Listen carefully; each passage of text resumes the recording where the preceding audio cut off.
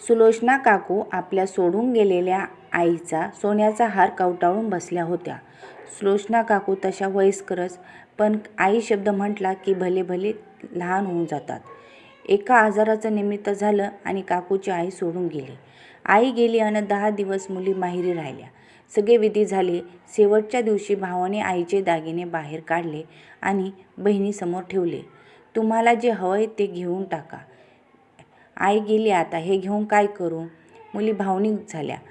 पण माणसाच्या जातीला रडू कसं चालेल? रडू म्हणून भावाने आवंढ आतच गेला आणि म्हणाला, सोन्या नाण्यांसाठी भांडणारी भावंड नाही आपण नाही.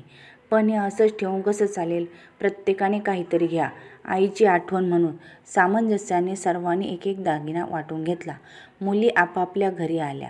रंजना काकू आईची आठवण आली की दागिना काढून रडत असत. दिवस सरतात तसं दुःखही सरतं.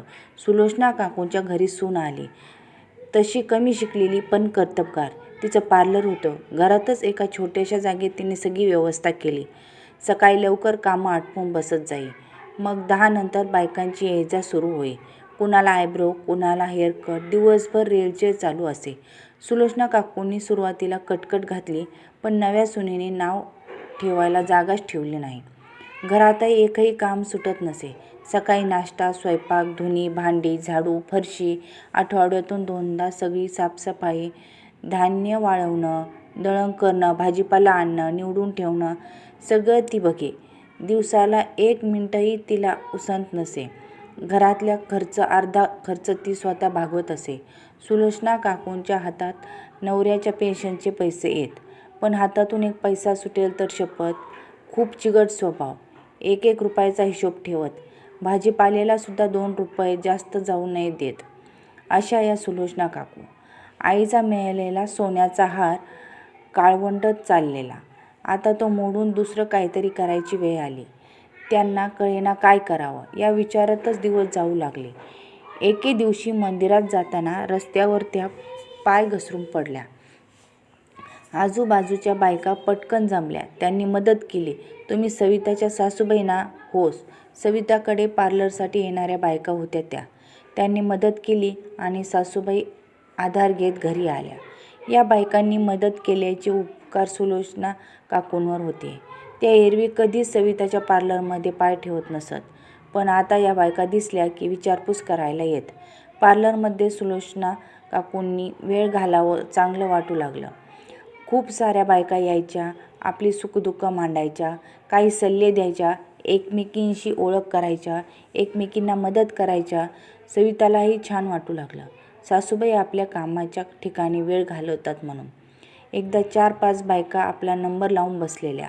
एकीचं फेशियल चालू होतं. ती फेस पॅक लावून बसलेली. दारावर कुणीतरी आलं तशी सविता तिकडे गेली. पार्लरमधल्या बायका एकमेकींना म्हणू लागल्या, किती ॲक्टिव्ह असते ही सविता. घर पण बघते, पार्लर पण सांभाळते. दमत कशी नाही? हो ना. आणि इतक्या बायका येतात हिच्याकडे, पण कधी कोणाची चुगली नाही करत. प्रत्येकाशी प्रेमाने बोलणार, प्रत्येकाला जीव लावणार. लोक अशा प्रेमळ माणसाकडे खेचले जातात. तिच्याकडे उगाच एवढी गर्दी नसते. सासूबाई तिथेच एका बाजूला खुर्ची टाकून बसलेल्या असतात. हे ऐकून त्यांना प्रचंड अभिमान वाटायचा. पार्लरमधली गर्दी दिवसेंदिवस वाढत असे. हे ती जागा आणि उपकरणं कमी पडू लागले. एके दिवशी सविता आपल्या नवऱ्याशी बोलत असताना सुलोचना काकू ऐकतात. अहो मी काय म्हणते, थोडं लोन काढून पार्लरची जागा वाढवूयात का? आणि काही नाही, नवीन कॉस्मेटिक पण घ्यायचे आहेत. बाजारात बरेच नवीन प्रोडक्ट आलेत. ग्राहक मागणी करतात, पण आपल्याकडे नवीन काहीच नाही. कशाला उगाच एवढं आहे त्यात कर की. जेवढे ग्राहक आले तेवढे आले, नाही तर नाही. कुठे नुकसान होणार आहे? नवऱ्याला सविताची तळमळ समजली नाही. तरी ती म्हणाली, बरं लोन नको. माझ्या लग्नाचे काही दागिने आहेत माझ्या आई वडिलांनी मला केलेले. त्यातलं एक मोडून करायचं का? तुझे दागिने श्रीधन असतं ते. बघ बाई तूच तुझं.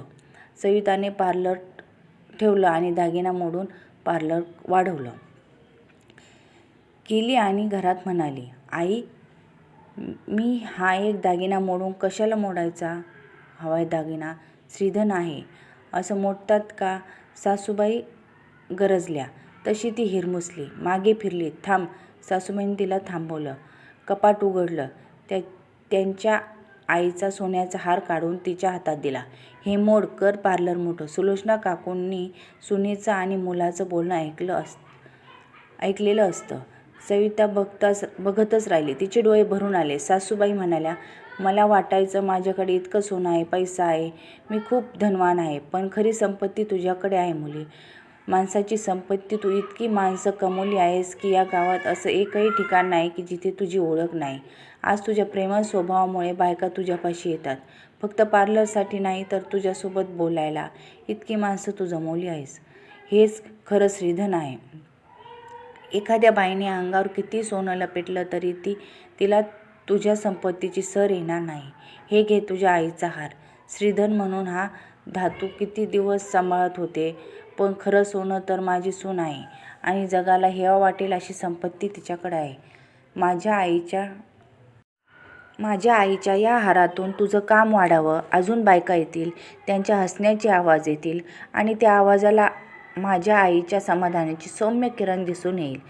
कविताच्या मनात लक्षणीय काय भाव उठले हे शब्द सांगणं कठीण आहे, पण त्या क्षणी खऱ्या अर्थाने सविताला श्रीधन मिळालं आणि सुलोचना काकूंचं सुनेच्या रूपात असलेलं सोनं आज अजून उजळून निघालं.